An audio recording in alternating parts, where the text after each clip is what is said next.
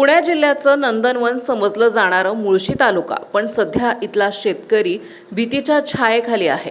ज्या जमिनींनी पिढ्यानपिढ्या घास दिला त्याच जमिनी आता सरकारी रिंग रोडच्या नावाखाली ओरबडल्या जात आहेत। पण धक्कादायक बाब ही नाहीये, धक्कादायक आहे या जमिनीच्या संपादनामागे असलेला प्रचंड घोटाळा। विकास हवाच, पण तो कोणाच्या जीवावर। मुळशीतल्या गोरगरीब शेतकऱ्यांना कोणतीही पूर्वकल्पना न देता, कोणतीही नोटीस न बजावता थेट घराबाहेर काढलं जात आहे। आपल्या हक्काच्याच घरातून बाहेर पडताना या मायबाप शेतकऱ्याच्या डोळ्यातलं पाणी प्रशासनाला का दिसत नाहीये? नुकसान भरपाईचे पैसे मिळवण्यासाठी शेतकऱ्यांना नव्या संकटाचा सामना करावा लागतोय। ते संकट म्हणजे एजंट। सरकारी तिजोरीतून शेतकऱ्यांच्या खात्यात पैसे पाडण्याआधीच हे एजंट तिथे टिपून बसलेत। मुळशीचा शेतकरी आज हतबल आहे, पण तो शांत बसणार नाही।